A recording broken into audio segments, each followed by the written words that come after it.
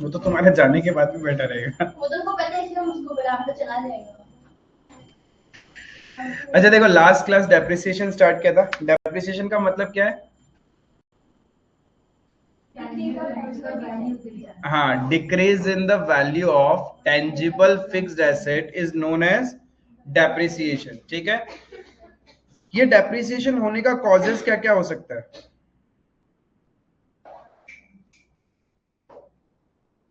लिखेगा भी तुम लोग, causes of depreciation. Causes of depreciation, कोई भी एसेट का वैल्यू क्यों कम होता है? बोलो जी। सही है, जो मन में आ रहा है वही आंसर है। यूज करने की वजह से,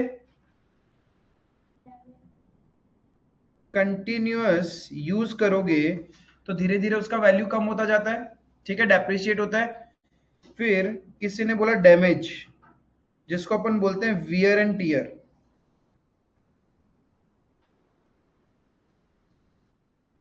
ठीक है, डैमेज बोल दो, वियर एंड टेयर बोल दो, बात एक ही है। और कोई रीजन बता सकता है? चेंज इन टेक्नोलॉजी।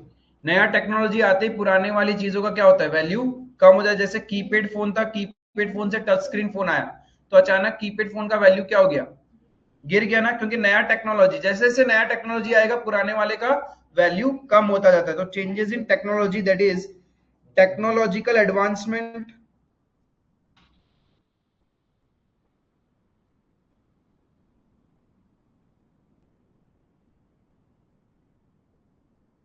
और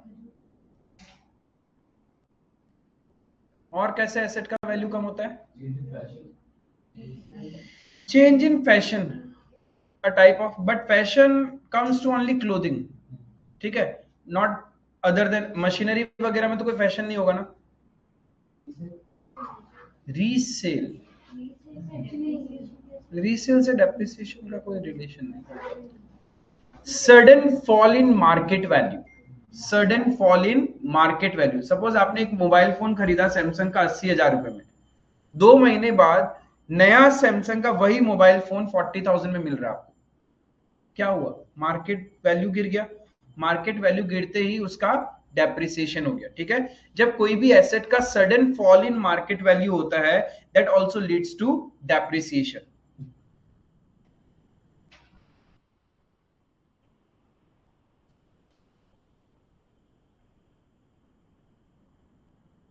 फॉल इन मार्केट प्राइस,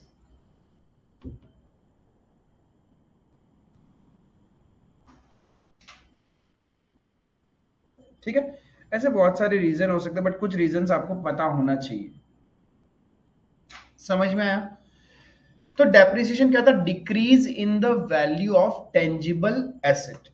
ठीक है, अब डेप्रिसिएशन जब हम करते हैं तो डेप्रिसिएशन बिजनेस के लिए कैसा खर्चा है, कैसा expense? It's a non cash expense. ठीक है, depreciation is a non cash expense. हम डेप्रिसिएशन बिजनेस में कब चार्ज करते हैं? एंड ऑफ द ईयर और sale date, end of the year और सेल डेट। ठीक है, नॉर्मली डेप्रिसिएशन कब चार्ज करते हैं, ईयर एंड पे। अदरवाइज कभी कभी हम कभी कब चार्ज करते हैं, सेल डेट में भी चार्ज करते हैं। Is it clear? डेप्रिसिएशन को क्लोज किससे करोगे? डेप्रिसिएशन कौन सा नेचर का अकाउंट है, नॉमिनल नेचर एक्सपेंस है। इसको क्लोज किससे करोगे, प्रॉफिट एंड लॉस अकाउंट से। तो क्लोज करने का अकाउंटिंग एंट्री क्या होगा, profit and loss account debit to depreciation. और डेप्रिसिएशन का normal journal entry, depreciation account debit to fix assets account, right? अब हम फिक्स एसेट्स खरीदते हैं, तो एक होता है परचेज वैल्यू और एक होता है कॉस्ट वैल्यू। क्या दोनों सेम है क्या? Always difference. Purchase value can be the cost value, right, sometimes, but cost value can never always be the purchase value. Suppose आपने एक मशीन खरीदा 1 लाख में और इंस्टॉलेशन एक्सपेंस हुआ 20,000, तो what will be the purchase value, 1 lakh. Cost value 1,20,000। हम business में machine को किस वैल्यू पे रिकॉर्ड करेंगे, 1,20,000 पे। फिक्स एसेट्स जब तक पुट टू यूज या वर्केबल कंडीशन में नहीं आता तब तक का सारा खर्चा एसेट की कॉस्ट में ऐड होगा। क्लियर है? तो जब जब हम फिक्स एसेट्स परचेज करेंगे जर्नल एंट्री क्या होगा? Fix assets account debit to cash और बैंक, एंड इफ क्रेडिट में परचेज किया तो टू क्रेडिटर अकाउंट। ठीक है, ये आ जाएगा, राइट? डेप्रिसिएशन का आपने मुझे बताया, depreciation account debit to fix assets account. ठीक है, अब एसेट्स बिजनेस में बढ़ता किस वजह से? परचेज करने से। और कम कब होता है? यूज या फिर सेल करने से। यूज करने का मतलब डेप्रिसिएशन, राइट? तो जब भी आप अपने बिजनेस में एक एसेट को डेप्रिशिएट करते हो तो कितने मंथ्स का डेप्रिसिएशन करना ये भी जरूरी है। तो हम कितने मंथ्स का डेप्रिसिएशन करते हैं, कैसे फाइंड आउट करते हैं? उस पर्टिकुलर ईयर में, जिस ईयर का आप डेप्रिसिएशन चार्ज कर रहे हो, उस पर्टिकुलर ईयर में आपने कितने मंथ्स उस एसेट को बिजनेस में यूज किया, उतने मंथ्स का डेप्रिसिएशन होगा ना। सपोज आपने एक एसेट परचेज किया है 1 जुलाई, you are following financial year. ठीक है, आप लोग बिजनेस में फाइनेंशियल ईयर फॉलो करते हो। आपने एक एसेट परचेज किया 1 जुलाई, तो टेल मी उस पर्टिकुलर एसेट पे ईयर 1 में कितने मंथ्स का डेप्रिसिएशन होगा? यस, 9 मंथ्स का। अरे फाइनेंशियल ईयर फॉलो करते हैं तो 1 अप्रैल टू 31 मार्च। ठीक है, हमने परचेज कब किया? 1 जुलाई। तो भाई पहले तो हमारे पास था ही नहीं ना, तो हमने वो यूज ही नहीं किया। हम बिजनेस में कब से यूज कर रहे हैं? जुलाई से। जुलाई, अगस्त, सितंबर, अक्टूबर, नवंबर, दिसंबर, जैन, फेब, मार्च, यानी 9 मंथ्स का डेप्रिसिएशन होगा। वही सेम मशीन का नेक्स्ट ईयर कितने मंथ्स का डेप्रिसिएशन होगा? इफ पूरा साल हमने उसको सेल आउट नहीं किया तो पूरा साल का डेप्रिसिएशन होगा ना। ये क्लियर था? ठीक है, जब हम एसेट बेचते हैं, when we sell the asset, we need to find out profit और loss from sale of asset, right? तो प्रॉफिट और loss from sale of asset निकालने के लिए you will compare the sale value of asset with which value? Book value. Sale value को किससे compare करते हैं? कभी भी परचेज वैल्यू से कंपेयर नहीं करेंगे, बिकॉज परचेज वैल्यू तो कोई और पर्टिकुलर डेट में खरीदा था और बेच रहे हो आप 2-3 साल बाद यूज करने के बाद, राइट? तो यानी जिस दिन आप बेच रहे हो मुझे उस दिन का वैल्यू चाहिए, राइट? और उस दिन के वैल्यू को अपन क्या बोलते हैं? Book value. बुक वैल्यू कैसे निकलता है? परचेज माइनस जिस दिन खरीदा था उस दिन से लेके जिस दिन आप बेच रहे हो, सेल कर रहे हो, उस दिन तक का डेप्रिसिएशन यदि माइनस कर दो तो आपको बुक वैल्यू मिल जाएगा। Then you will compare book value with the sale value. Book value को सेल वैल्यू के साथ कंपेयर करोगे तो आपको क्या मिलेगा? प्रॉफिट और लॉस फ्रॉम सेल। ठीक है, इफ प्रॉफिट हुआ तो जर्नल एंट्री में क्या करोगे? जर्नल एंट्री क्या होगा? इफ एसेट को बेचने से प्रॉफिट हो रहा है, what will be your journal entry? Cash और bank account debit to fix assets to profit and loss account. Yes, profit हो रहा है तो पीएनएल क्रेडिट होगा। Is it clear? Because credit all incomes and gains, and loss हो रहा है तो bank account debit, profit and loss account debit to fix assets account. ये क्लियर था? यहां तक कोई प्रॉब्लम नहीं है।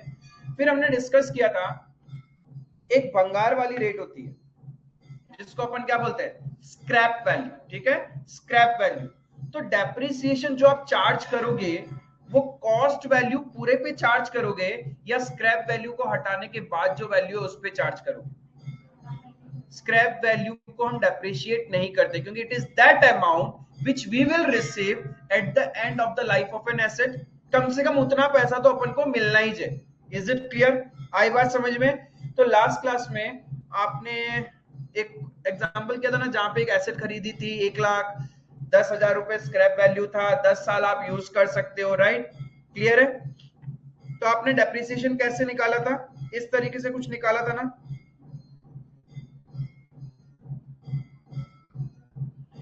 इस एसेट का देखो आपने क्या किया, 1 अक्टूबर एक मशीनरी परचेज किया 1 लाख में, life of the machinery is 10 years, scrap value is 10,000। तो ईयर 1 का आप डेप्रिसिएशन कब करोगे? ईयर एंड में, राइट? तो कितने मंथ्स का डेप्रिसिएशन होगा? 6 महीने का। तो आपने 6 महीने का डेप्रिसिएशन कैसे निकाला? इस तरीके से। ईयर 2 का डेप्रिसिएशन कितना होगा? ईयर 2 का डेप्रिसिएशन कितना होगा? This is my year 2, 9,000, 1 lakh minus 10,000 divided by 10 years. तो पर एनम का डेप्रिसिएशन कितना है? 9,000। तो ईयर 2 का डेप्रिसिएशन कितना होगा? है ना? ईयर 3 का, ईयर 4 का, यानी every year your depreciation amount will be same till you sell it, है ना? एंड 10th ईयर में जाके इस एसेट का वैल्यू क्या हो जाएगा? जीरो हो जाएगा ना? Is it clear? इसी को अपन बोलते हैं स्ट्रेट लाइन मेथड। क्या बोलते हैं? Straight line method. यहां पे देखो स्ट्रेट लाइन जैसा बन रहा है, हर साल 9,000 9,000 9,000 ही चलेगा depreciation. There is no like this depreciation. एक होगा जहां पे पहला साल डेप्रिसिएशन इतना, नेक्स्ट ईयर इतना, फिर नेक्स्ट ईयर इतना, फिर इतना, फिर इतना, फिर इतना, फिर इतना, कम होता जाता है, ठीक है? और एक है पहले साल इतना डेप्रिसिएशन, नेक्स्ट ईयर भी इतना, नेक्स्ट ईयर भी इतना, उसके नेक्स्ट ईयर, उसके next year. This is straight line. और एक होगा जहां कम होता जाएगा। Is it clear? तो commonly there are two methods to calculate depreciation value, ठीक है? और एक टर्म था depreciable value. What do you mean by depreciable value? जिस वैल्यू को मुझे डेप्रिशिएट करना है that is my depreciable value. आपने लिखा तो कुछ भी नहीं था ना, ये शेयर नहीं किया था मैंने, याद भी कोई नहीं दिलाया। वेरी गुड, शाबाश। चलो कोई ना।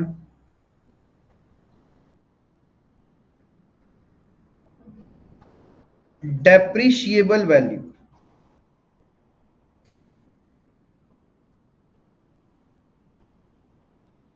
Depreciable value cost value minus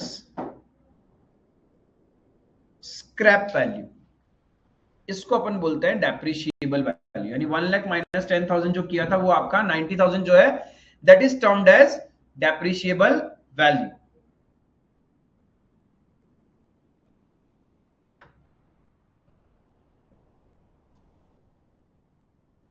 book value कैसे निकाल रहे थे? ठीक है, अब समझो यहां पे ईयर 1 खत्म हो गया। इधर देखो, ये ईयर 1 है, आपने यहां एसेट परचेज करी, ठीक है? फिर 6 महीने का यहां डेप्रिसिएशन किया। Can you tell me book value of the asset at the beginning of year 2? book value of asset at the beginning of year 2?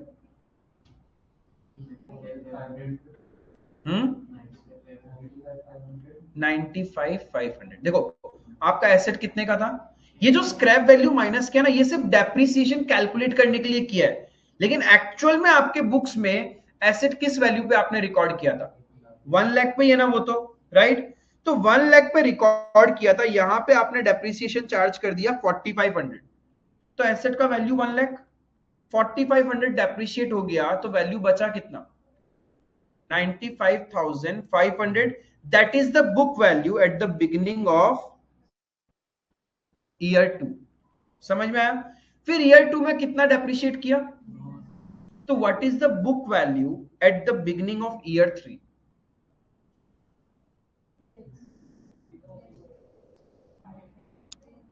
बोलो, ठीक ही बोल रहा था, 86,500।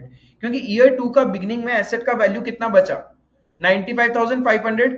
फिर आपने पूरे साल में कितने रुपीस का यूज कर लिया? 9,000 का। तो ईयर 3 के बिगिनिंग में what is the book value? समझ में आया? क्लियर है? इस तरीके से अपन बुक वैल्यू निकालते हैं एवरी ईयर का। और सेल डेट तक का निकालना तो क्या करते हैं, जिस दिन खरीदा उस दिन से लेके आज तक का सारा डेप्रिसिएशन माइनस यदि हो चुका है तो उसी को अपन बोलते हैं बुक वैल्यू। क्लियर है? तो बुक वैल्यू कैसे निकलता है?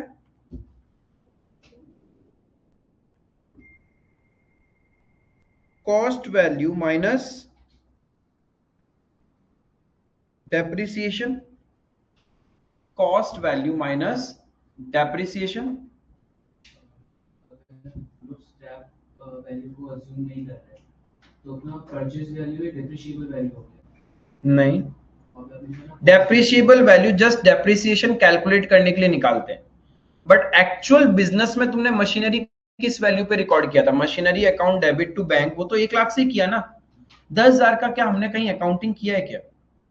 वो तो जस्ट एक कैलकुलेशन के लिए उस वैल्यू को अपन यूज कर रहे हैं। जो स्क्रैप वैल्यू है, जो फ्यूचर में मिलने वाला है, उसको आज हम कंसीडर कर रहे हैं, बट उसका अकाउंटिंग तो कहीं पे भी नहीं किया हमने। इसीलिए जो डेप्रिसिएशन माइनस हो रहा है वो 1 लाख वाला वैल्यू से हो रहा है। इफ आपने उस 10,000 का अकाउंटिंग आज ही कर दिया होता, तब तो बुक्स में मशीनरी 90,000 में रिकॉर्ड होता ना। स्क्रैप वैल्यू अज्यूम नहीं कर रहा, हम लोग को पता है लाइफ कितना है, ठीक है। अच्छा, स्क्रैप वैल्यू नहीं पता, हाँ, देन मेरा जो कॉस्ट वैल्यू है वही मेरा डेप्रिशिएबल वैल्यू बन जाएगा। जो मेरा कॉस्ट वैल्यू है वही डेप्रिशिएबल वैल्यू बन जाएगा। क्लियर है?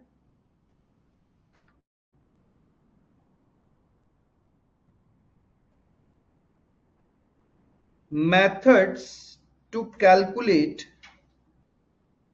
depreciation, methods to calculate depreciation।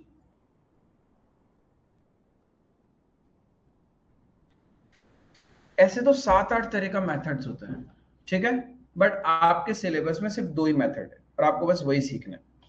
और कॉमनली बिजनेस के अंदर वही 2 मेथड यूज होते हैं। हाँ, कुछ बिजनेस सेक्टर्स में अलग वाले मेथड्स भी यूज होते हैं, बट कॉमनली ये 2 मेथड्स ही यूज होते हैं। Number 1, straight line method.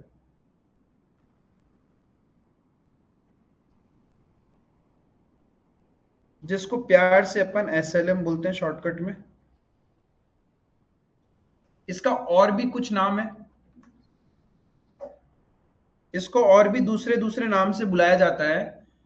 Original cost method. ऐसा क्यों इसका नाम ओरिजिनल कॉस्ट मेथड क्यों है? क्योंकि एवरी टाइम जो ओरिजिनल कॉस्ट है उसी पे हम डेप्रिसिएशन कैलकुलेट कर रहे हैं। We are not calculating depreciation on book value, we are calculating depreciation on original cost. Suppose जो एग्जांपल हमने लिया था 1 लाख का मशीन, लाइफ है 10 years, there is no scrap value. 1 lakh का मशीन, लाइफ है 10 year and there is no scrap value, right? And beginning of the year में हमने परचेज किया, तो बताओ एवरी ईयर आपका डेप्रिसिएशन कितना होगा? 1 लाख का मशीन, लाइफ इज 10 years, ठीक है। ईयर 1 का बिगिनिंग में आपने खरीदा, तो हर साल कितना डेप्रिशिएट होगा?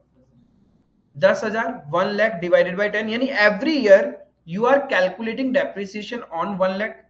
चलो अब लाइफ हटा देता हूं मैं, ठीक है, लाइफ हटा देता हूं। Now let's take percentage. आपने एक मशीन परचेज किया 2 लाख का, एक मशीनरी परचेज किया, सपोज यहीं पे एग्जांपल ले लेता हूं, M1 परचेज किया 2 लाख रुपए का, ठीक है, एंड रेट ऑफ डेप्रिसिएशन है 20% per annum. Rate of depreciation है 20% पर एनम। तो tell me the depreciation for first year.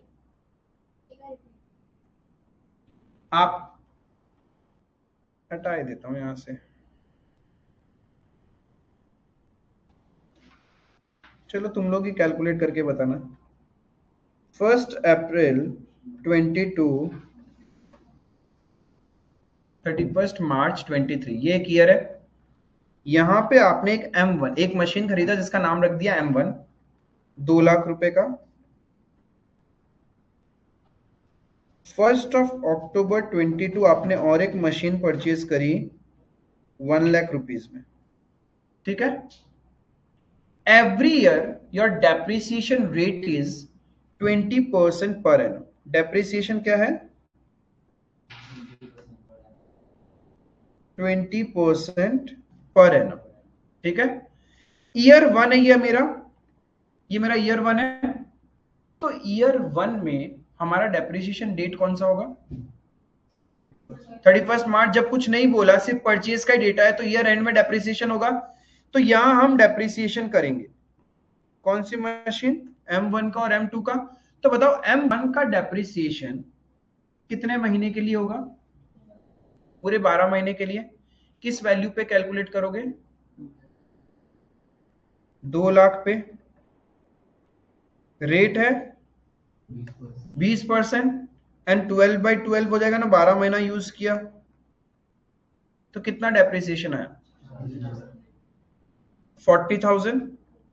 And M2 का 1 लाख पे, M2 का 1 लाख पे रेट ऑफ डेप्रिसिएशन 20%, कितने ड्यूरेशन के लिए? 6/12। हम लोग इसको फर्स्ट को भेजेगा या 31st? हम लोग कैलकुलेट 31st को लेकर करेगा। हाँ 31st को हम लोग लेकर। अप्रैल का महीना नहीं काउंट करेंगे। नहीं मार्च 31 को मार्च। हाँ 31 मार्च। समझ में आया? अब देखो ईयर 2,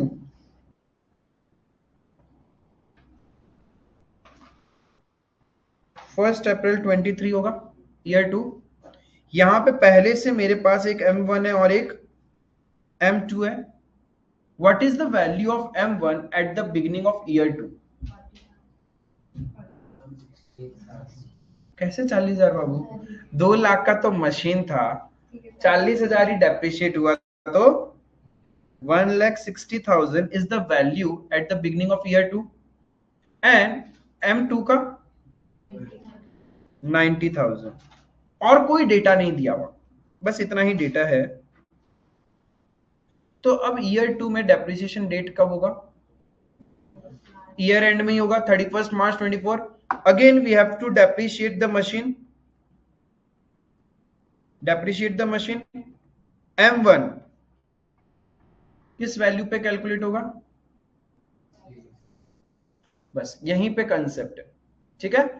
जब आपके पास सिर्फ ऐसे लिखा हुआ होता है तो your second question should have been, भैया कौन से मेथड से कैलकुलेट करना है पहले ये बताओ। रेट से तो कोई बात नहीं है, रेट तो कोई भी मेथड में लग सकता है, लेकिन कौन से मेथड से कैलकुलेट करें? Whether we have to calculate by straight line method या ओरिजिनल कॉस्ट मेथड, और we have to follow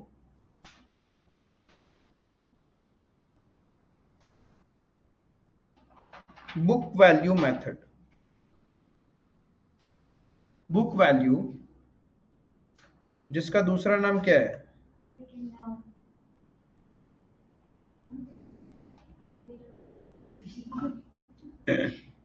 return down value. Written down को प्यार से WDV बोलते हैं, ठीक है। डिमिनिशिंग बैलेंस मेथड, इसका और एक नाम है diminishing balance method. Straight line method बोलो, ओरिजिनल कॉस्ट मेथड बोलो, और एक नाम है इसका फिक्स्ड इंस्टॉलमेंट मेथड। इसीलिए हमको एक्सेल सॉल्व नहीं करना था, क्योंकि हमको लगा क्या है ये, हमको नहीं मालूम था कि कितना नाम है स्ट्रेट लाइन का। हमको दो अच्छे से मालूम था, हम दोनों लगा देता। Straight line method, original cost method या फिर फिक्स्ड इंस्टॉलमेंट मेथड। कुछ समझ में आ रहा है ना? थोड़ा थोड़ा वापस आ जाएगा। तब भी ये चीज आ गया था, आप सम्स कराओ ना। उसमें भी आएगा, आराम से आएगा। ये लास्ट टाइम में भी बोला है। अरे आएगा बाबा, आएगा, ठीक है। तो बेसिकली जब आपके पास रेट दिया हुआ होता है तो पहले तो आपको मेथड पता होना चाहिए कि आपको ओरिजिनल कॉस्ट मेथड फॉलो करना है या स्ट्रेट लाइन मेथड फॉलो करना है या आपको WDV मेथड फॉलो करना है। क्या दोनों में कोई डिफरेंस है? एनी डे डिफरेंस है। देखो एक में क्या है, straight line method, that means your depreciation will always be calculated on original cost of the machine. यानी मैं यहां लिख दूं डेप्रिसिएशन एट द रेट 20% पर annum by SLM, straight line method. यानी ईयर 2 में जब आप डेप्रिसिएशन कैलकुलेट करोगे तो किस वैल्यू पे कैलकुलेट करोगे? बुक वैल्यू नहीं, परचेज वैल्यू पे, ओरिजिनल कॉस्ट पे, क्योंकि मेथड ही क्या बोल रहा है? स्ट्रेट लाइन मेथड, यानी every year depreciation amount same रखना है। तो सेम तभी रहेगा जब आप एक ही वैल्यू पे हर साल डेप्रिसिएशन कैलकुलेट कर रहे हो। तो यहां पे क्या होगा? M1 पे कितना आएगा? 2 लाख, ऐसे बता रहा हूं, ऐसे हर बार नहीं कैलकुलेट करना। 20% पूरा 12 महीना यूज किया तो कितना हो जाएगा? और M2 पे 1 लाख इंटू 20%, पूरा 12 महीना यूज किया ना, तो कितना आएगा? 20,000। समझ में? हर साल सेम ही रहेगा। This is the straight line method, original cost method. फायदा क्या? डेप्रिशिएट हो रहा है, तरीका है कैलकुलेट करने का। हाँ हाँ हाँ, ओरिजिनल कॉस्ट पे, जब तक इसका वैल्यू 0 ना हो जाए। जब क्यों नहीं होगा? माइनस होता जाएगा ना। अब तुम ईयर 2 में, अब सोचो, तुम बोल रहे 1 अप्रैल 24 को M1 का वैल्यू कितना होगा? 160 माइनस 40, 120 बच जाएगा ना। तो ऐसे करते करते एक टाइम तो ये 0 हो जाएगा, और M2 का वैल्यू कितना हो जाएगा? एक समय तो आएगा ना जब ये 0 हो जाएगा, डेप्रिसिएशन माइनस करते करते। समझ में आया? This is straight line method. लेकिन यहां पे ऐसा लिख देता मैं, स्ट्रेट लाइन की जगह I have written WDV method. Straight line से नहीं सॉल्व करना है, WDV से सॉल्व करना है। WDV बोले तो return down value. Written down value का मतलब हो गया, जो बुक्स में वैल्यू दिख रही है उस वैल्यू पे डेप्रिसिएशन चार्ज करना है, not on the value of the date of purchase. जिस दिन आपने खरीदा था उस दिन क्या वैल्यू था, उस वैल्यू पे नहीं डेप्रिशिएट करना है। जो एक्चुअल बुक्स में वैल्यू दिख रहा है उस वैल्यू पे डेप्रिसिएशन करना। That is WDV method. Year 1 always same रहता है। जिस ईयर में आप परचेज करते हो उस ईयर में फर्क ही नहीं पड़ता कि स्ट्रेट लाइन मेथड है या फिर WDV मेथड है, बिकॉज वो तो हमेशा सेम ही रहेगा, बट ईयर 2 में चेंज हो जाएगा। अब जब हम स्ट्रेट लाइन में फॉलो किए थे तो ईयर 2 में डेप्रिसिएशन किस वैल्यू पे कैलकुलेट किया? परचेज वैल्यू पे, राइट? लेकिन if the method is WDV या फिर डिमिनिशिंग बैलेंस मेथड, तब आप क्या करोगे? तब हमारा डेप्रिसिएशन का तरीका ही बदल जाएगा। ये था SLM से, राइट? अब इफ WDV मेथड है, WDV मतलब बुक वैल्यू, राइट? तो we have to calculate depreciation on the book value. What is the book value of asset? 1,60,000। Book value का मतलब था ना परचेज माइनस डेप्रिसिएशन। तो पहले साल में जितना मैं खरीदा उसमें से डेप्रिसिएशन माइनस किया, तो this is my book value. तो नेक्स्ट ईयर डेप्रिसिएशन किस पे कैलकुलेट होगा? बुक वैल्यू पे, 1,60,000 पे। 1,60,000 इंटू 20%, और पूरा 12 महीना यूज किया आपने। क्लियर है? तो कितना आ जाएगा? 32,000। और M2 किस वैल्यू पे कैलकुलेट होगा? 90,000 इंटू 20% इंटू गए 12/12, कितना आएगा? 18,000। ठीक है? हाँ, चार्ज हो रहा है ना, बस ये बंद नहीं होना चाहिए। यहां तक क्लियर है? हाँ, अभी तो यही करना है पूरे चैप्टर में। इसको तो अभी तक लिखना भी है। ठीक है, आराम से ऑब्जर्व कर लो क्या किया क्या नहीं किया।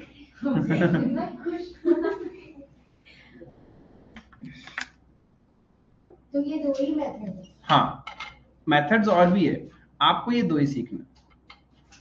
Enter.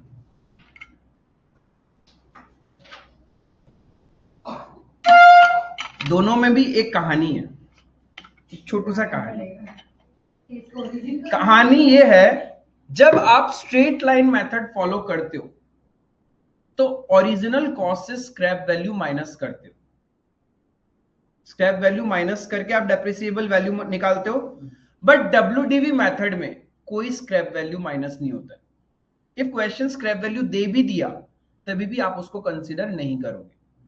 Under WDV method we do not consider scrap value, whereas under straight line method we consider the scrap value। यदि सपोज यहां पे मेरे पास इस 2 लाख वाली मशीन का स्क्रैप वैल्यू पता होता तो हम कैसे करते, 2 lakh minus scrap value into 20% जो भी होता, राइट। फिर नेक्स्ट ईयर भी क्या होता, 2 lakh minus scrap value into 20%। लेकिन इफ WDV मेथड है तो क्या करते फिर, 2 लाख पे 20%, नेक्स्ट ईयर वो माइनस करने के बाद जो वैल्यू आएगा उस पे 20%। We will not consider the scrap value under WDV method. समझ में आया? बाकी मैं लिखा दूंगा स्क्रैप। हाँ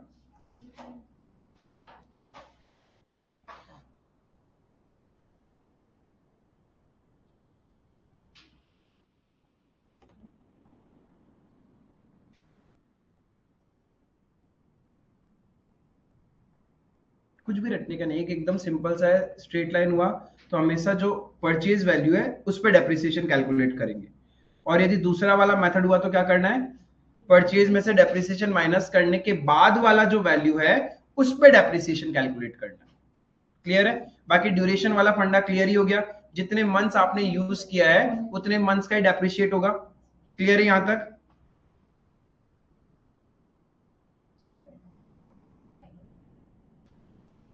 तो अभी तक जितना सीखा उसके अकॉर्डिंग एक बेसिक लेजर पोस्टिंग तो तुम लोग मुझे बता ही सकते हो। जर्नल एंट्री जो जो आपने क्या क्या जर्नल किया, फिक्स एसेट्स परचेज का एंट्री किया, डेप्रिसिएशन का एंट्री किया, सेल का एंट्री किया एंड डेप्रिसिएशन को क्लोज करने का जर्नल एंट्री किया। इतना तो किया ना, तो इससे हम दोनों का लेजर बना सकते हैं उस 4 जर्नल एंट्री का पोस्टिंग करके। फिक्स्ड एसेट अकाउंट कैसे बनेगा,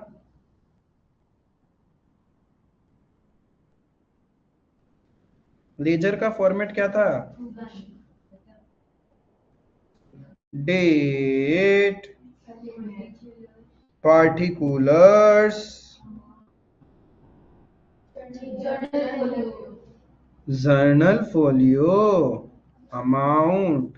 आप बोले थे ना उसको ऐसे छोड़ दिया करो, लिखने का जरूरत नहीं, मार्क काट लिया उसका। मेरा एक मार्क गया। कहता है ये एक सेकंड बोला कि जब उसे याद नहीं आ रहा तो खाली छोड़ दिया करो। हाँ तो खाली तो पतला सा तो छोड़ना ही है, तो वही तो जेब होगा और क्या चीज होगा। उसके अंदर जेब मेरे का मार्क्स काट दिया वो तो सच में ही गधा है टीचर। हाँ हाँ उसमें क्या चीज का लाइन छोड़ा होगा, प्रॉपर्टी का वसीयत लिखने के लिए कुछ भी उतना तो बेसिक AQ चलना चाहिए, अकाउंट्स क्वेश्चन। IQ का जरूरत है, अपन को AQ चाहिए। ठीक है, this is the format, right. सबसे पहले beginning of the year opening balance, हो सकता है पहले से हमारे पास कुछ एसेट्स पड़ा है, राइट। तो एसेट्स का ओपनिंग बैलेंस किस तरफ आएगा, डेबिट साइड या credit side, debit side. Assets हमेशा डेबिट होता है, राइट। तो beginning of the year assuming 1 April financial year है, ठीक है। टू बैलेंस क्या, BD ब्रॉड डाउन करते हैं, CD मींस लेके जाना, brought down, CD means carried down, ठीक है। ब्रॉड डाउन करेंगे, फिर परचेज किया होगा तो एंट्री आएगा, तो यहां purchase date, fixed assets account debit to bank. जो प्यार से मेरे को देख रहे हो, मेरे को आता है फिक्स्ड एसेट्स अकाउंट बनाना, तुम लोग को साथ साथ में बनाना है। मेरे को पूरा बुक आता है,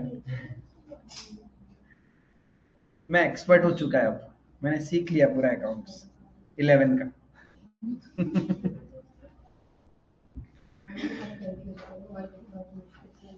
क्या चीज, कैश बुक में नहीं करते थे, बंद करने के बाद CD करने के बाद BD, तो cash book is cash ledger only ना, लिखा था नोट्स से पढ़ना, cash book is equivalent to cash ledger. हाँ वही तो बात है। नहीं आया था तो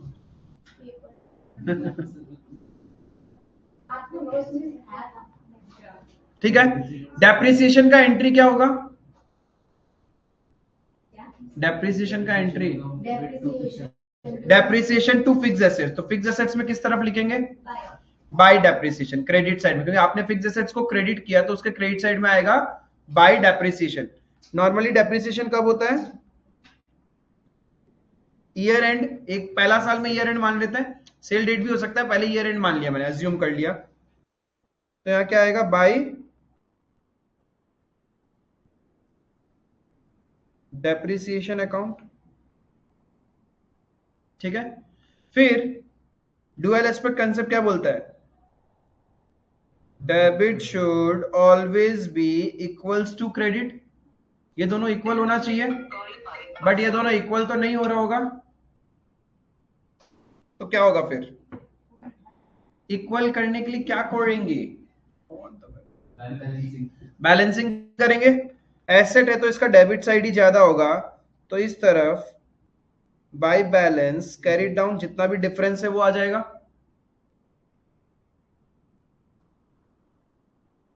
पहला साल खत्म, फर्स्ट ईयर खत्म होते ही टोटल करके बंद कर देंगे, फिर वही बैलेंस सीडी को नेक्स्ट ईयर का बिगिनिंग में क्या करेंगे? उसके लिए अलग सी कर दो। नहीं, इसी फॉर्मेट में चलता जाएगा, इसी में कंटिन्यूएशन। हाँ बस टोटल मार के, हाँ उसके नीचे, बार बार अलग से फॉर्मेट नहीं बनाना।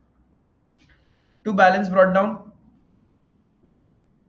ठीक है, फिर से परचेज किया तो वही कहानी, डेप्रिशिएट होगा तो वही पोस्टिंग होगा, बस और एक नया चीज डाल देता हूं, that is sale date. Sell करेंगे तो एसेट जाएगी ना, तो सेल का एंट्री क्या था? Bank account debit to fix assets, right? तो by bank account sale value,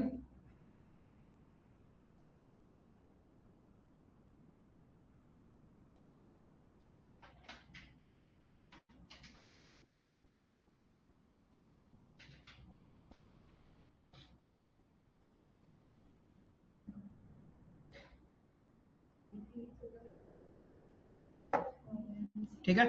अब देखो एक प्रॉब्लम है यहां पे, प्रॉब्लम क्या है? सेल जब करते हैं या तो प्रॉफिट होता है या फिर लॉस होता है, ठीक है। एक चीज समझना, डुअल एस्पेक्ट कंसेप्ट बोलता है कि आपका लेजर का डेबिट और क्रेडिट साइड मैच होना चाहिए, ठीक है। सपोज यहां पे मैंने बुक वैल्यू ऑफ मशीन लिखा, टू बैलेंस ब्रॉट डाउन 50,000 रुपए, this is my book value of the machine. Now at the beginning of the year I am selling this machine for 60,000, 60,000 में मैं बेच रहा हूं, ठीक है। तो मेरा entry bank account debit to fix assets है ना, तो इधर बाय बैंक कितना लिखूंगा? 60,000। क्या ये लेजर कभी भी मैच करेगा क्या? तो आप मैच करने के लिए क्या करोगे? To balance carried down? बिल्कुल नहीं। The difference is because of the profit or loss, right? तो since profit हो रहा है तो इसको मैच करने के लिए हम प्रॉफिट किस तरफ रिकॉर्ड करेंगे? डेबिट साइड में to profit and loss account, and if loss होता तो क्रेडिट साइड में बाय प्रॉफिट एंड लॉस। इसीलिए हम लोग को प्रॉफिट और loss from sale of assets को फिक्स एसेट्स अकाउंट में लिखना होता है, सो दैट डेबिट और क्रेडिट मैच हो जाए। पंखा बंद कर दो, ठंड लग रहा है तो पंखा बंद कर दो। मैं क्यों गर्मी में मर रहा हूँ? बंद करने देने से ठीक हो जाएगा। हाँ, सो समझ में आया? जब आप एसेट बेचते हो तो उसका डुअल एस्पेक्ट को फुलफिल करने के लिए, क्योंकि बहुत जन बहुत बार क्वेरी पूछता है, भैया जर्नल एंट्री में हमने किया bank account debit to fix assets to profit and loss, तो फिक्स एसेट्स तो हमने क्रेडिट बुक वैल्यू से ही किया, तो हम बुक वैल्यू क्यों नहीं रिकॉर्ड करते? वहां पे हम बुक वैल्यू रिकॉर्ड नहीं करते, हम सेल वैल्यू रिकॉर्ड करते हैं, सो दैट फिक्स एसेट्स का लेजर देखने से मुझे पता चले कि मैंने एसेट को बेचा कितने में था। एंड उसको मैच करने के लिए, डेबिट और क्रेडिट मैच करने के लिए हम लोग क्या करते हैं, प्रॉफिट एंड लॉस अकाउंट को रिकॉर्ड करते हैं। Is it clear? प्रॉफिट होगा तो डेबिट साइड में, लॉस होगा तो क्रेडिट साइड में।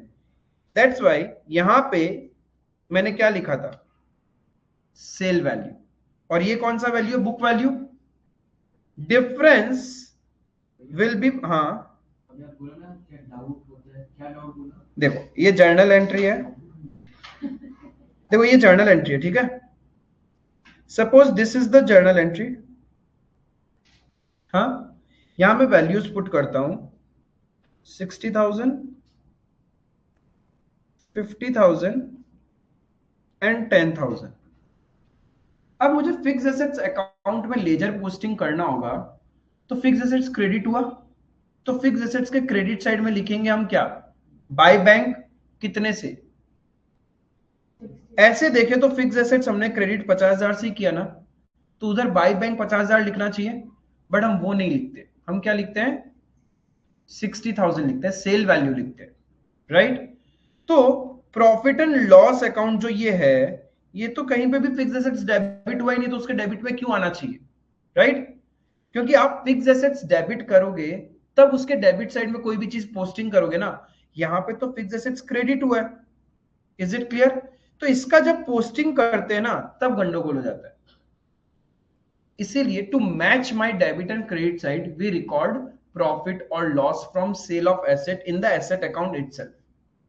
समझ में आया? इसीलिए बस मैं बोल रहा था कि यहां पे जब आप ये रिकॉर्ड करोगे सेल वैल्यू, तो डिफरेंस कुछ ना कुछ आ रहा होगा, that difference is treated as profit और loss.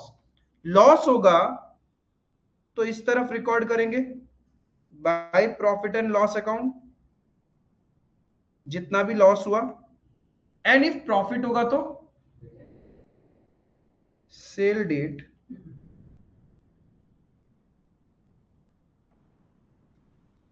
To profit and loss account.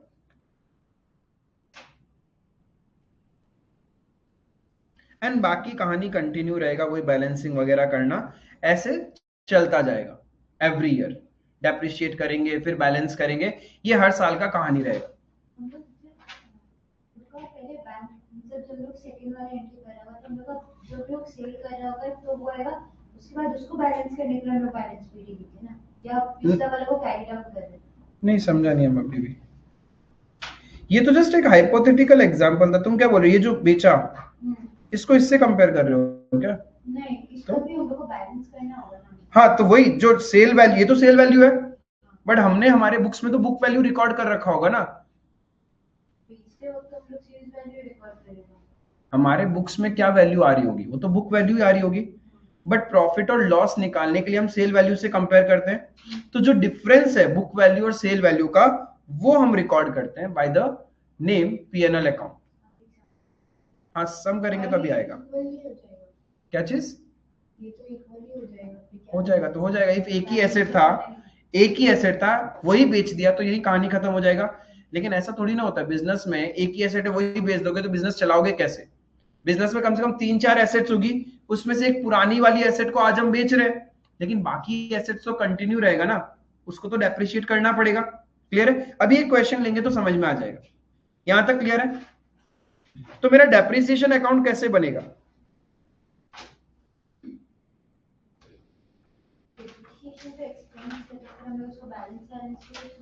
Close करेगा। तो डेप्रिसिएशन नॉर्मली दो डेट में डेप्रिसिएशन हो सकता है, एक सेल डेट में और एक ईयर एंड में। डेप्रिसिएशन जब जब होता है तो एंट्री क्या होता है, depreciation account debit to asset account, right. तो डेप्रिसिएशन के डेबिट में क्या आ जाएगा,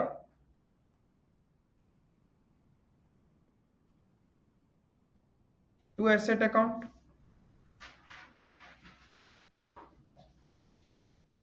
ये डेप्रिसिएशन का वैल्यू आ जाएगा। अब फिर डेप्रिसिएशन जितना भी पूरा साल भर किया है उसको कैरी फॉरवर्ड करना है क्या? डेप्रिसिएशन को कैरी फॉरवर्ड करते हैं क्या? उसको तो क्लोज करते हैं, राइट। क्लोज किससे करेंगे? तो क्लोज करने का एंट्री क्या है, to depreciation, profit and loss account debit to depreciation, तो डेप्रिसिएशन क्रेडिट हो रहा है तो उसके क्रेडिट साइड में लिखेंगे क्या, bye profit and loss account.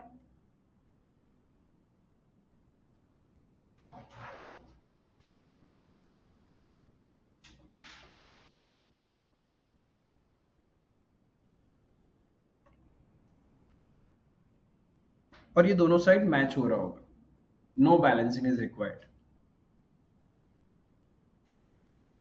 और इसका कोई ओपनिंग बैलेंस भी नहीं होता, बस हर साल ऐसे ही बनता जाएगा डेप्रिसिएशन अकाउंट।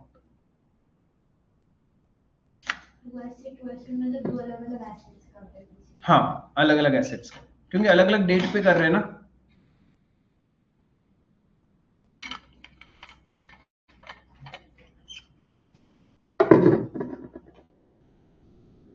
अब जो चीज समझा उसको प्रैक्टिकल फिगर्स के साथ देखते हैं, क्या पता थोड़ा मगज में कुछ जाए, जाएगा क्या, शायद जाएगा, भरोसा तो है, देखते हैं। ये हो गया ना।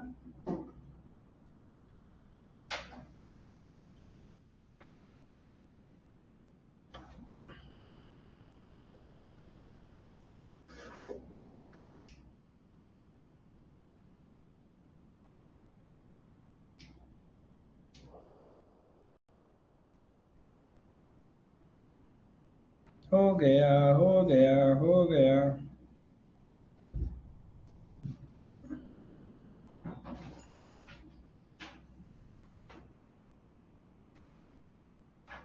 एग्जाम्पल,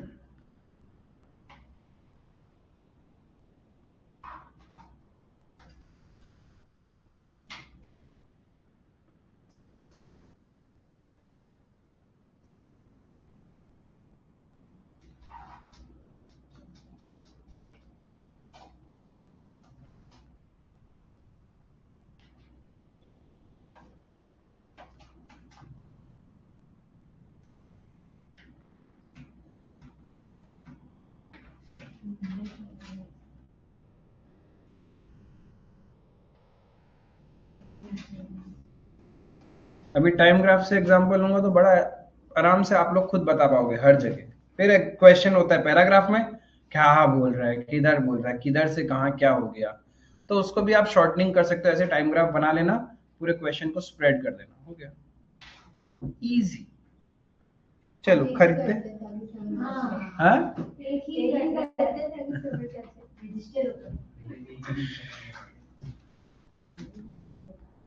हमने क्या किया, एक मशीनरी खरीदा, मशीनरी खरीदे ना, M1 परचेज किया, ठीक है, पहला मशीनरी खरीदा बिजनेस में फॉर रुपीज 2 लाख, ठीक है, फर्स्ट मशीन परचेज किया हमने रुपीज 2 लाख का ऑन 1 अप्रैल 22, कोई दिक्कत, चेक, पूजा वूजा कर रहा था, खरीद लिया तो नारियल वारियल फोड़ना। देन नेक्स्ट मशीन हमने परचेज किया 1 अक्टूबर 22 को, उसका नाम दे दिया M2, मत करो, खरीदा तो खरीदा, बिजनेस में चाहिए था, एक्सपेंशन कर रहे हैं। अरे 2 मशीन खरीदा, अच्छा नहीं लग रहा था एक मशीन, अब एक ही होगा, उसी को बेच देंगे तो धंधा ही रुक जाएगा ना, कम से कम 2 मशीन तो चाहिए। अच्छा, लेबर से क्या करोगे, प्रोडक्ट बनवाओगे, जो काम मशीन कर रहा है वो लेबर करेगा। ओहो, है सस्ता ही, 3 लाख का तो इन्वेस्टमेंट किया है, क्या फर्क पड़ता है तुम्हारे लिए, तुम्हारे लिए क्या फर्क पड़ता है।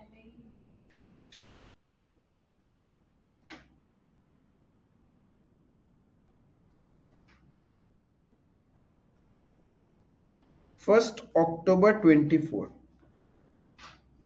sold M1 for rupees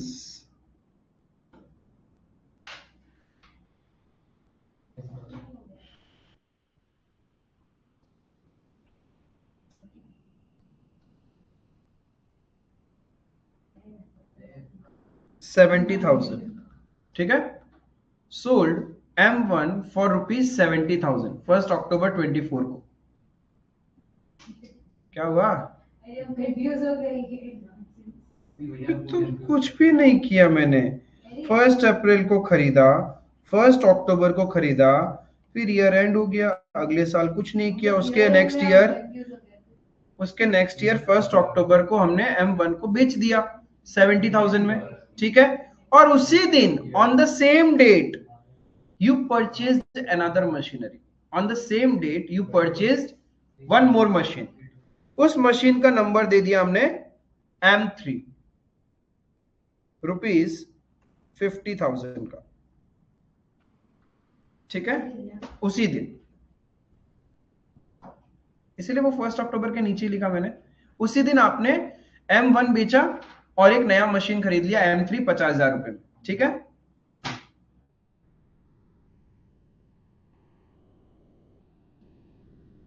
Provide depreciation at the rate 20% per annum on original cost basis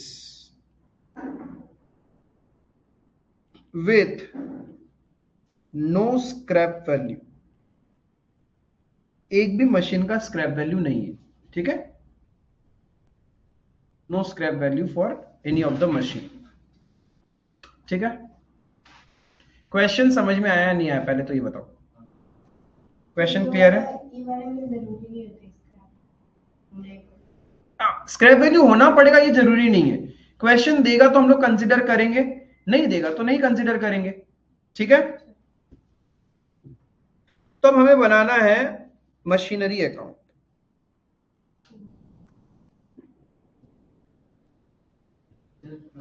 हाँ, ये चैप्टर ही पूरा ले जा। Prepare machinery account and depreciation account.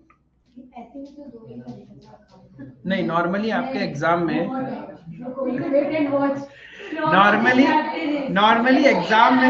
Normally exam में एसेट अकाउंट पूछता है ज्यादातर, ठीक है।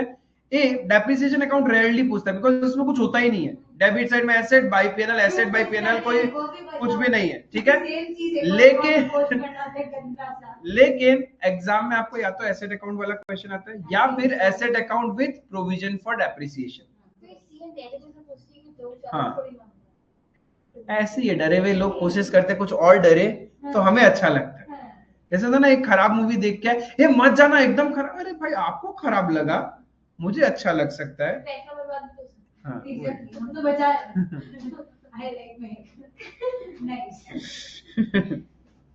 क्या पता तुम्हारा टेस्ट कुछ और हो, उसका टेस्ट कुछ और हो, तुमको पसंद ही आ जाए। तो किसी और का परसेप्शन से मत जियो, इसका परसेप्शन अलग है।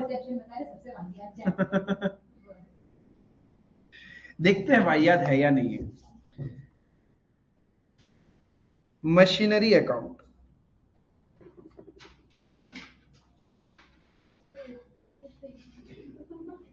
ऐसे ही है ना, इसका बहन, इसका बड़ा वाला बहन एक्सटेंडेड कॉस्टिंग बोल के चैप्टर है, डरा दे वाहियात वाहियात बोल के, ठीक है। तो रोशनी एक समय तक नहीं किया, फिर वो बोलने वापस किया, तो इतना भी तो वाहियात नहीं था, इतना ज्यादा क्यों बोल दिया हमको, तो परसेप्शन चेंज कर दिया। क्या पता इन लोग को नहीं लगे। हाँ,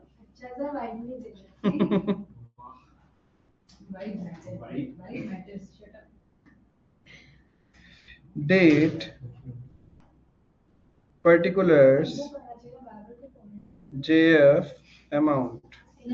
अरे आप बनो एजुकेशन मिनिस्टर और बदलाव लेके आओ, जरूरत है। एजुकेशन मिनिस्टर बनो और बदलाव लेके आओ।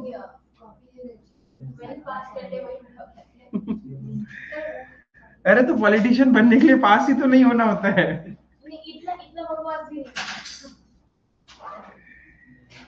सिर्फ बोलना आना चाहिए जो तुमको आता है।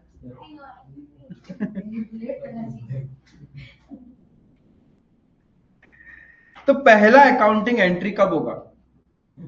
फर्स्ट 1 अप्रैल 22 जब हमने एसेट को खरीदा, राइट? तो एंट्री क्या होगा?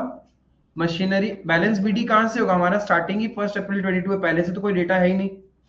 तो पहले से डेटा होता तो बैलेंस ब्रॉट डाउन का बात होता ना। हमारा स्टार्टिंग ही है 1 अप्रैल 22 से, तो हमने खरीदा, तो क्या करेंगे? मशीनरी अकाउंट का डेबिट में आएगा,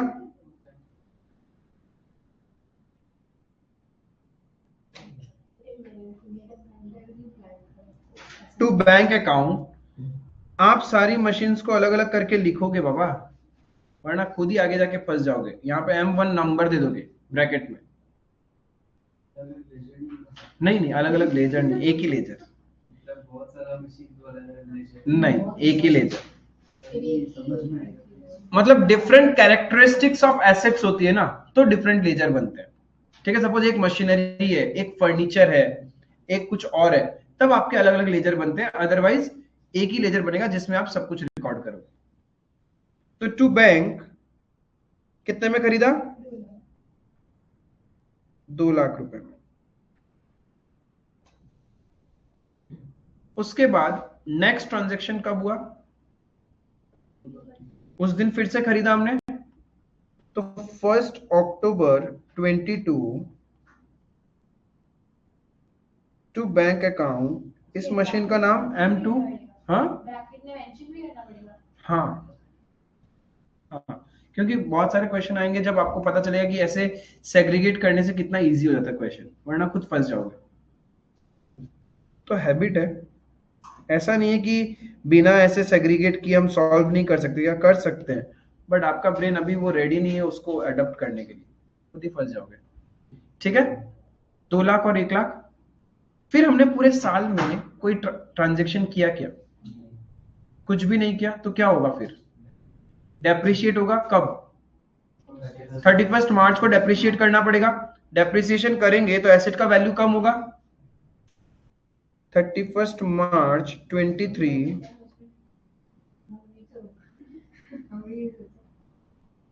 क्या चीज? सारा मशीन एक बार में एक साथ नहीं, अरे ईयर बाय ईयर ट्रांजेक्शन होता है ना, लेजर तो ईयर बाय ईयर बनाओगे, तो पहले साल में, और वो भी अकाउंटिंग तो डेट वाइज होता है। हाँ, कुछ पूछ रहा था क्या? अकाउंटिंग तो डेट वाइज होगा ना। तो अब M1 का डेप्रिसिएशन कितना आएगा?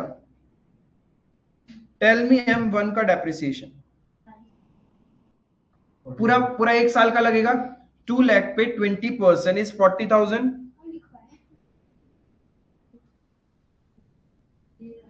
M2 ये 10,000, राइट। M2 पे कितने मंथ्स का डेप्रिसिएशन कैलकुलेट होगा? 6 मंथ्स, क्योंकि हमने खरीदा ही 1 अक्टूबर को है, तो 1 अक्टूबर से 31 मार्च 6 मंथ्स होता है। तो 1 लाख इंटू 20/100 इंटू 6/12 कितना आ जाएगा? 10,000 रुपए। ये पैसा ये क्या चीज? इनर कैलकुलेशन में लिखा है मैंने। अब इसका टोटल आउटर कॉलम में जा रहा है। दिखाना पड़ेगा इधर। हाँ, प्रेजेंटेशन,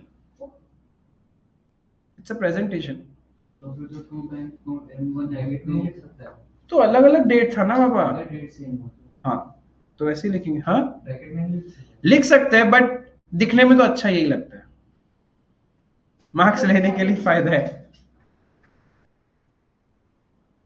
ये हो गया, यानी हमारा पहला साल खत्म, और तो कोई ट्रांजेक्शन नहीं हुआ। फर्स्ट ईयर खत्म होते क्या करना है? बैलेंसिंग करना है। डेबिट साइड का टोटल ज्यादा आ रहा है, by balance carried down. M1 का कितना वैल्यू बचा?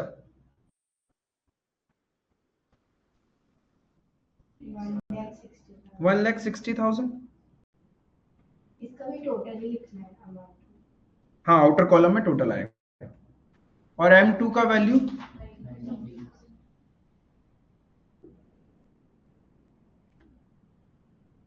2,50,000 आउटर कॉलम में। अब इन दोनों का टोटल क्या हो रहा है? मैच कर रहा है। अब इन दोनों का टोटल मैच कर रहा है।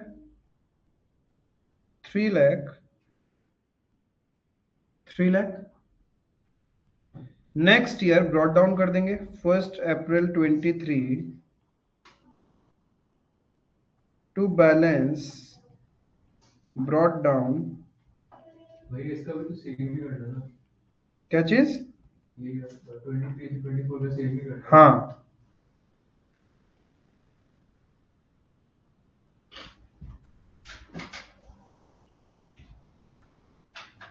ऐसे मेरे को डिफरेंशिएट करने का मन नहीं करता। आई बिलीव इन इक्वलिटी, ऐसे लोग फोर्स कर देते हैं। यही होता है कि अंदर से आ जाता है, देखो कॉमर्स वाला का, कि आगे जाके तो करना ही है धंधा, ये वो करना ही है, तो लोग ऐसे पढ़ता है खाली सिलेबस समझ के। ऐसे क्यों करता है? बैलेंस ब्रॉट डाउन हो गया, तो डेप्रिसिएशन अकाउंट भी तो बनाना है। फर्स्ट ईयर आपने डेप्रिसिएशन का एंट्री किया, तो depreciation account debit to machinery किया था, तो डेप्रिसिएशन अकाउंट भी तो बनाना पड़ेगा ईयर 1 का। तो थोड़ा स्पेस छोड़ देते हैं, एक पेज पूरा ही छोड़ दे दी पहले स्टार्टिंग ऑफ द। कहां से कितना स्पेस है तुम्हारे पास? इतना से तो नहीं होगा, थोड़ा और जाएगा, इतना जगह और चाहिएगा तुम्हारा उस पेज का।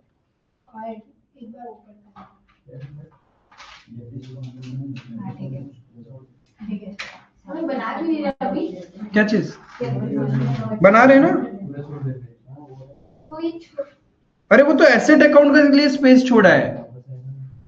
अरे एसेट अकाउंट 3 साल का बनाना है ना, अभी तो सिर्फ 1 साल का बना है, फिर सेकेंड ईयर फिर थर्ड ईयर का भी तो बनेगा। मैंने बोला ना बार बार फॉर्मेट नहीं बनाना। क्यों नहीं हुआ? यूज तो किया ही, तो एंड में डेप्रिशिएट तो करोगे उसको। तो यहां डेप्रिसिएशन अकाउंट बनेगा। हाँ, 2-4 क्वेश्चन जाने तो अपने आप रिदम आएगा।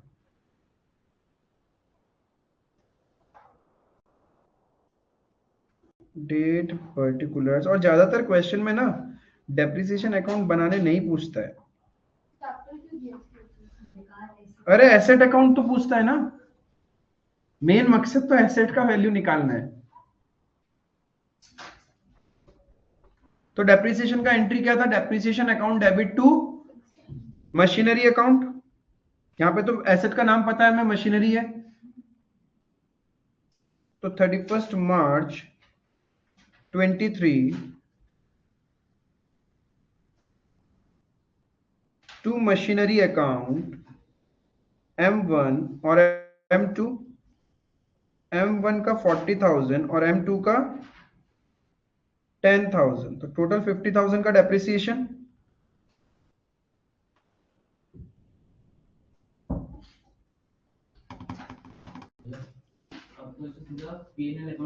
P&L अकाउंट से क्लोज कर देंगे, वैसे बैलेंस शीट नहीं होता, ब्रॉट डाउन कैरेक्टर। हाँ कभी भी नहीं होगा। तो bye profit and loss account 50,000।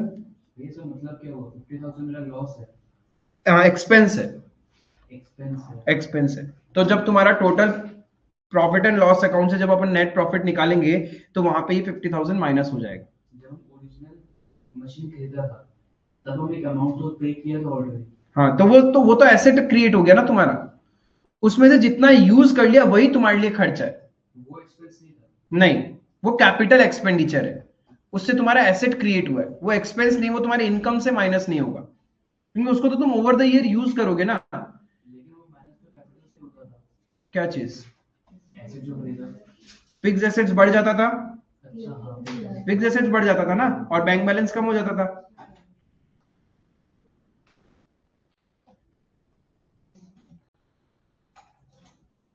ये क्लियर है? पहला साल खत्म, फिक्स मशीनरी अकाउंट भी बना लिया और डेप्रिसिएशन अकाउंट बनाया, दोनों का फर्स्ट ईयर खत्म हो चुका है। यहां तक किसी को भी डाउट है तो पूछ लो पहले। नहीं है?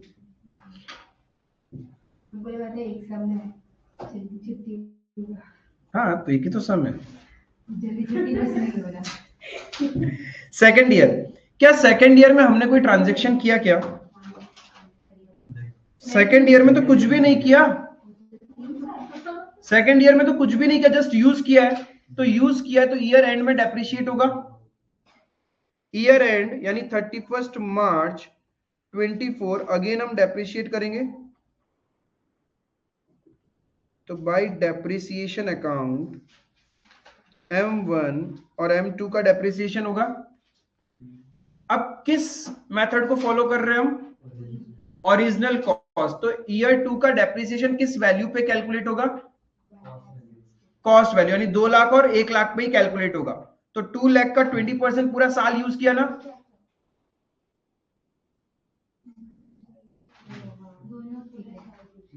दोनों ही पूरा साल यूज किया, और दोनों का ओरिजिनल कॉस्ट है 2 lakh and 1 lakh.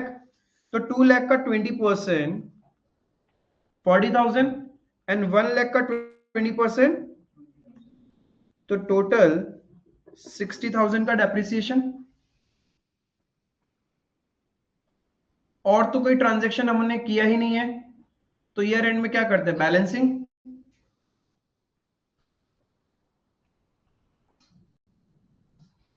By balance CD M1 का वैल्यू कितना बचा? Beginning of the year M1 का वैल्यू 160 था, उसमें से और 40,000 डेप्रिशिएट हो गया, तो कितना बचा? 1,20,000। एंड M2 का वैल्यू कितना बचा? टोटल हमारे बिजनेस में जो एसेट्स है उसका वैल्यू है 1,90,000। समझ में आया? हाँ, हम लोग हर साल जो अमाउंट डिप्रिशिएट कर रहे हैं वो हम लोग को लॉस लग रहा है या एक्सपेंस लग रहा है।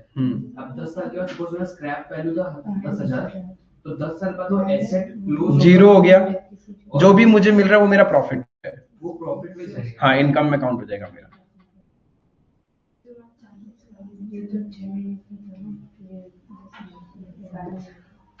क्लियर है?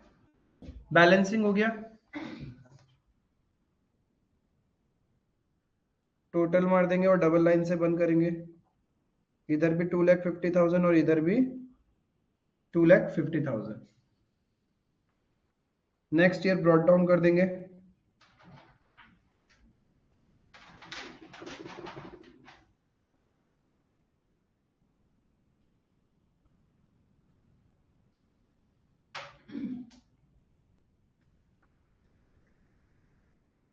What is the book value of M1 at the beginning of year 3?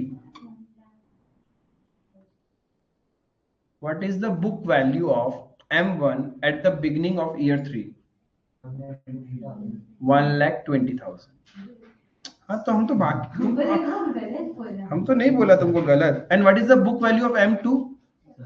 समझ में आया? This is the book value. हमारे बुक्स में एसेट की वैल्यू आज के डेट में इतनी है। क्लियर है? तो अब डेप्रिसिएशन अकाउंट भी बनाना पड़ेगा ईयर 2 का। डेप्रिसिएशन अकाउंट में सिर्फ एक ही है। हाँ,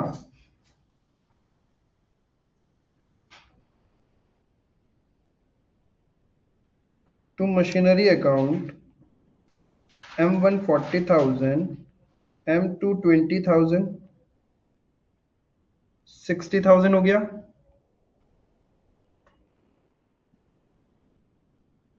bye profit and loss account 60,000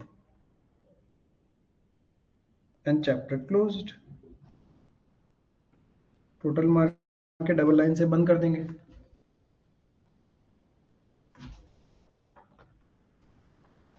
इसीलिए स्कूल वाले डेप्रिसिएशन अकाउंट पूछते ही नहीं, बोले अच्छी गोबर सा चीज।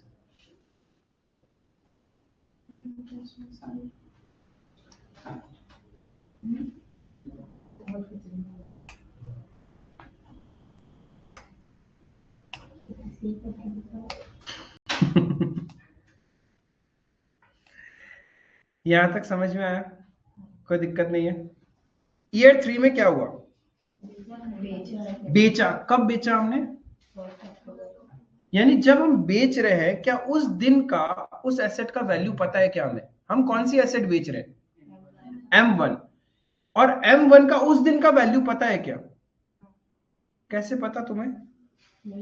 इस डेट में तुम्हारे बुक्स में M1 का वैल्यू कितना था? तुम्हें इस डेट का वैल्यू तो पता है ना, book value.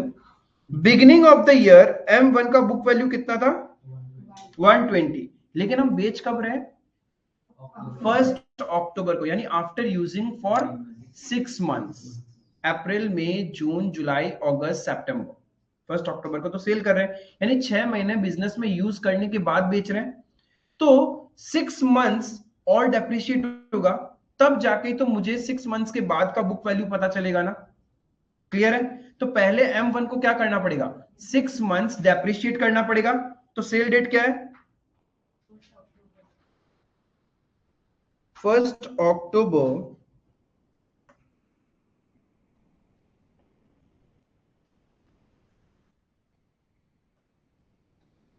24 by depreciation account M1, tell me the amount of depreciation। पूरा साल का 40,000 होता है, अभी तो हमने 6 महीना ही यूज किया, तो 6 मंथ्स का डेप्रिसिएशन कितना होगा, 20,000।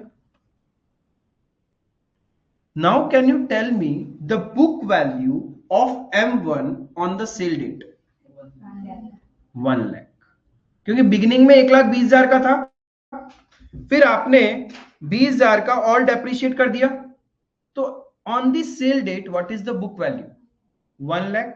एंड आप सेल कितने में कर रहे हो, 70,000। तो फायदा हो रहा है या नुकसान हो रहा है, नुकसान हो रहा है, कितने रुपए का, 30,000 का लॉस हो रहा है, राइट। अब हम इस दिन बेच रहे हैं तो हमारे पास पैसा आएगा बाय बैंक अकाउंट 70,000, राइट। लेकिन एसेट तो तुम्हारा देखो इधर 1,20,000 माइनस 20,000, 1 लाख में डेबिट हुआ है, तो मैच करने के लिए तो लॉस हो गया ना। तो क्या करेंगे, लॉस किस तरफ लिखना है, bye profit and loss account 30,000। ये समझ में आया नहीं आया? अब देखो इधर 1,20,000 था M1, और क्रेडिट साइड में भी कितना आ गया, 1,20,000 M1 का, मैच हो गया ना, M1 गया,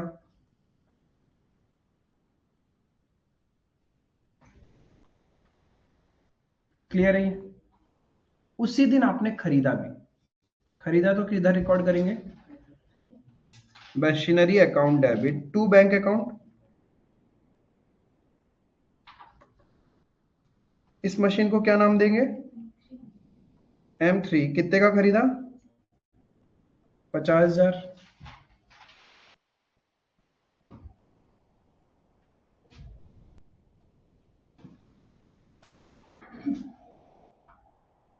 और कोई ट्रांजैक्शन हुआ क्या पूरा साल में, नहीं। तो क्या करेंगे, ईयर एंड में जाके बचा हुआ मशीन जितना भी उसको डेप्रिशिएट करोगे।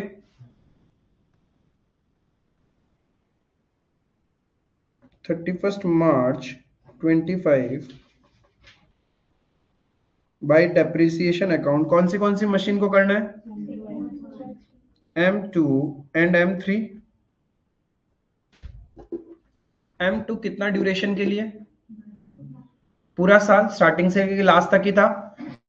किस वैल्यू पे कैलकुलेट करेंगे, ओरिजिनल वैल्यू, ठीक है। M2 का ओरिजिनल वैल्यू क्या था, 1 लाख, तो 1 लाख का 20%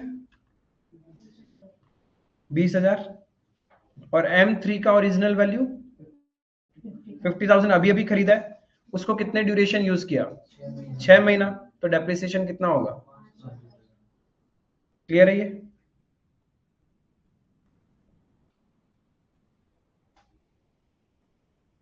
$25,000 हो गया,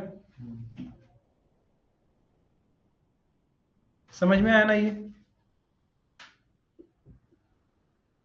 अब ईयर एंड हो चुका है तो क्या करें, बैलेंसिंग।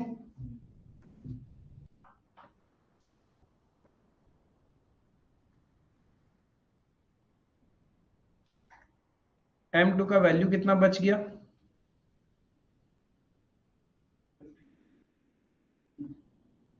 70,000 का था, 20,000 और डेप्रिशिएट हो गया, तो कितना बचा, 50,000। M3 का 45,000, 50,000 का था, 5,000 का डेप्रिशिएट हो गया, तो 45,000 आपके बुक्स में इसका वैल्यू बचा। टोटल आपके बिजनेस में 95,000 का एसेट्स है, और दोनों साइड को टोटल मार के डबल लाइन से क्लोज कर देंगे।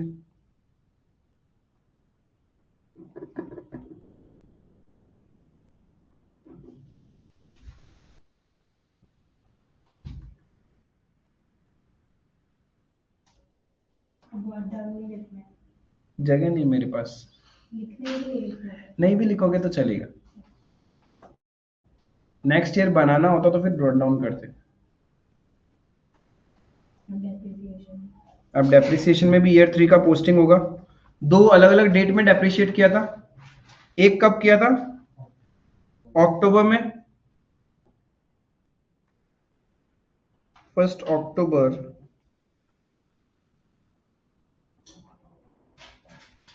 To machinery account M1 20,000।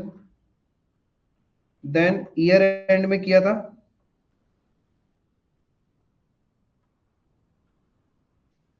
To machinery account M2 और M3 का, M2 20,000 और M3 5,000, 25,000।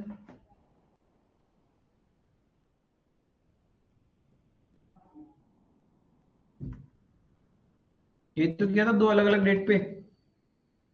और ईयर एंड में क्या करेंगे? पूरा जितना भी डेप्रिसिएशन अकाउंट है उसको क्लोज करना है। किससे क्लोज करेंगे? तो bye profit and loss account. कितना?